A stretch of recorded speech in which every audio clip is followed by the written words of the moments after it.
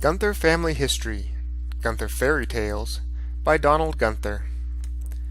Our family had their share of skeletons. At one point my brother Bob complained that he couldn't take hearing about any more. You've heard about double closets. Well, our family had a walk-in closet full of skeletons. Coupled with skeletons, we grew up hearing some very colorful stories and later began to question their authenticity. My hero had been the great Civil War General Stonewall Jackson, an ancestor of ours through my mother's side. We had his initialed prayer book that he carried through the war, which we donated to a museum. His death struck a powerful blow to the Confederate side. We felt bad that he died of pneumonia and not in battle. I especially liked him because I had lost a toe and he had lost an arm.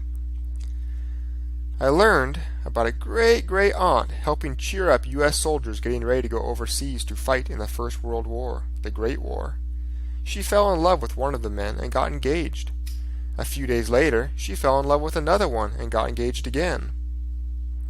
She decided, with the death rate being so high, she needed to hedge her bets on the back end. As luck would have it, the men met on the boat. One described his fiancée to the other, who replied that she sure sounded like his girl. They compared pictures. My aunt received 2 Dear John letters in the same envelope. Another of our great-aunts had been on the Titanic. She went to get into a life raft, slipped, and William Burke caught her. She returned to the ship to freshen up a bit before getting into a small boat with such a distinguished man as Burke. She has never been heard from since. As we grew older and learned more about our ancestry, we desired to know if these stories were true. We enlisted our oldest brother, Ron, to find out the truth. Ron had proven himself capable when he traced our lineage back to 13th century Germany. We are descendants of the German god Horatii. No one could argue against starting at the top. Ron began with the Stonewall Jackson story. He knew the prayer book portion to be true because he once took the book to school for show and tell. He compared our family tree and dates with the birth date of Stonewall Jackson. He determined, for our family to be related to Jackson, Jackson had to have fathered a child when he was 6 years old.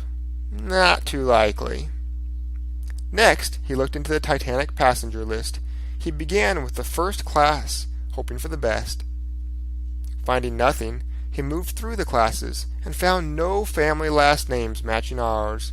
The story proved false. Finally, he dug into the lives of our aunts. No aunt had helped the soldiers prepare for the Great War.